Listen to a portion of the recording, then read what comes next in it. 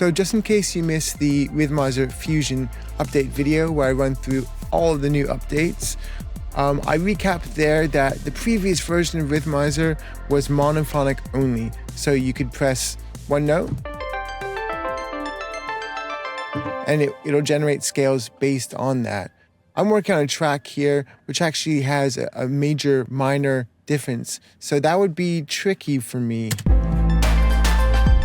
All good. Nice. Ooh. So it's got a bit of a modal chord there. It would be tricky for me to handle that. I'd have to go to the major, I'd have to sort of switch scales. Now you can just play your own chord sequences in, and that's really opened up the possibilities.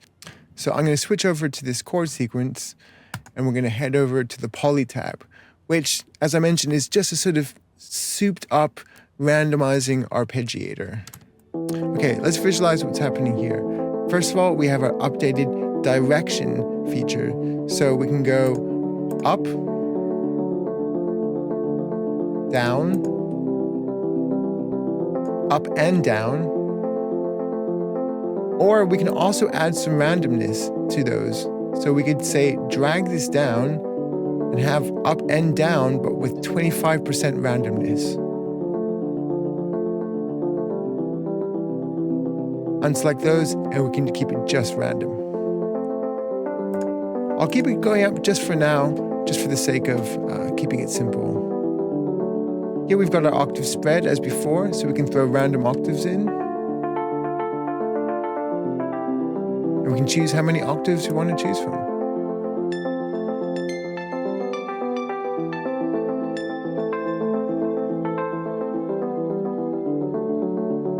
Again, we'll keep that down just for now for explanation. Let's head over here to the extend control, and I'm super excited about this one. So extend is going to extend the chord notes up the keyboard.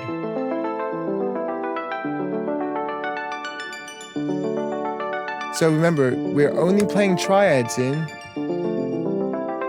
but it's deriving all these notes from your input. And these are, of course, subject to the direction.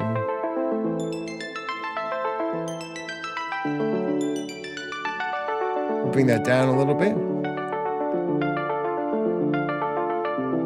Now, if I bring the chance knob down, it's going to be playing just the bottom note of this chord. So it's going to be playing just the E.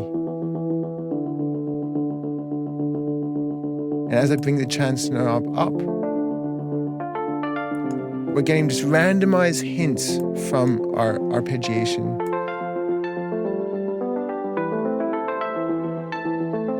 So this can be really nice if you, for instance, just hold a top chord and then play a bass note, and because it's the lowest note, it'll be mostly triggering that bass note. And we can move that bass note.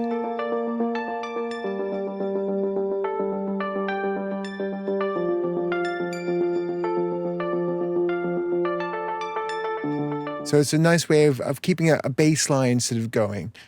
Now, you're probably wondering what this middle fader here is. We call this the fusion fader. Here's where we fade from arpeggiation to chord triggers. Let's bring that chance knob back up again. Let's visualize this. So move it over, and we're going to start getting chord triggers. All the way over here is chords, and then so we can blend in and have a nice mixture of chords and arpeggiation. And of course, these chords are extending with this extend control, and they're also under the control of our direction.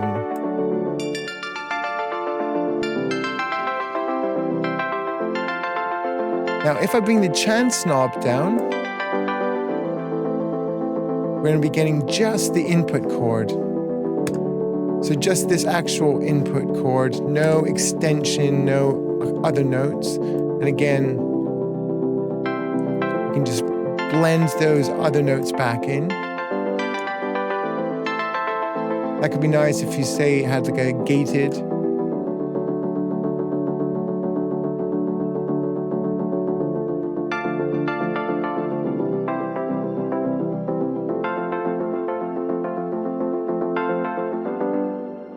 that sort of thing.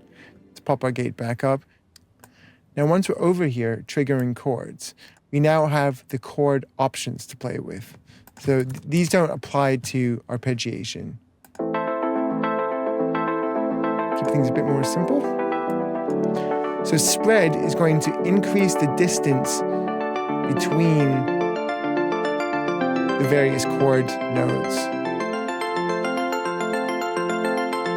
And can go quite extreme.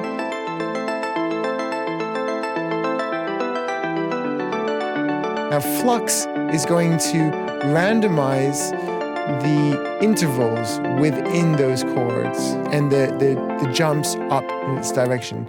It's basically just shaking things up. That's a good way to think about it. Scatter,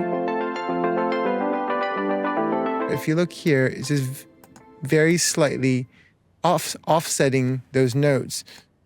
So sort of mimicking how when you play a chord by hand, not all your fingers press the keys at the same time. So you can get quite a nice feeling by, say, bringing the chants down.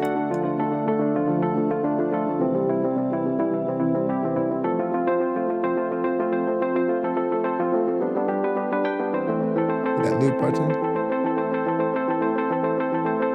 Get some nice, quite nice hypnotic sort of sounds.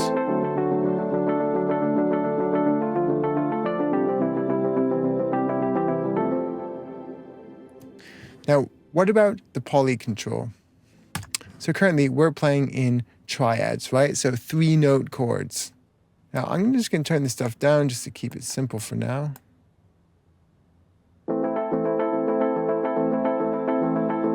Now if I bring the poly down to 2, you notice we're only getting 2-note chords now. It's sort of limiting the poly. And we can actually increase this as well. We're now growing the chord. It's actually getting denser. This can be really useful when we start throwing the flux up.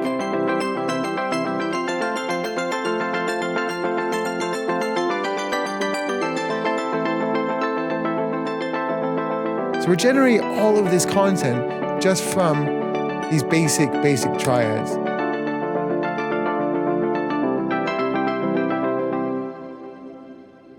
All right, so finally, let's take a look at this limit versus expand control.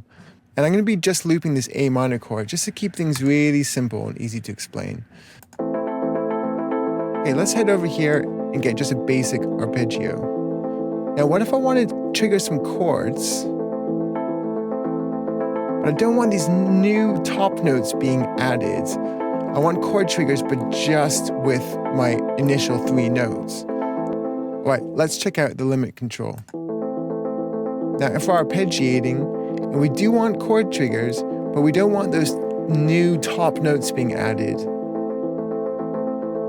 Okay, by setting it to limit, it's going to keep it to those same notes. Whereas expand will be honoring this poly of 3, right? They all have 3 notes. Whereas limit will be limiting it to just the input notes. It won't add new notes.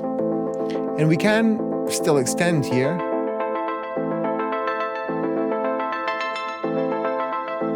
And I think of this as a sort of more controlled sound. There's less like new notes being added all the time. We'll randomize the direction. Randomize further with the flux control. Bring the chants down. We're getting just the more root note, more basic chord. That's something that we could get quite a nice loop from, I think. All right, so finally, we're going to take a look at latch control. And that's great for keyboard players. You can just play just one note. Shift this down an octave, actually. And then that leaves your hands free to do other stuff. And it'll just be superseded by new controls.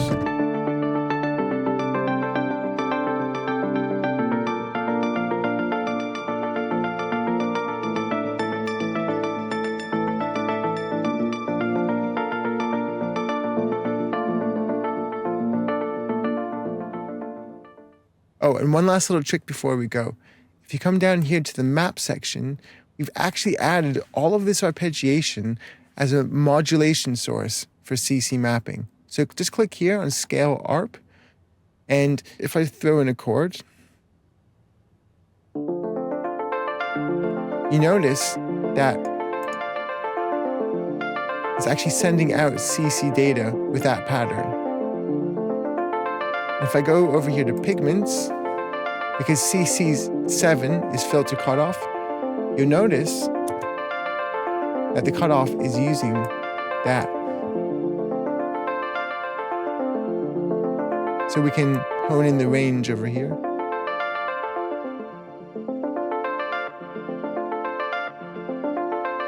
And so start linking up the scale ARP to various things in your synth. Maybe I'll try like macro 4. We can have a really nice dynamic performance.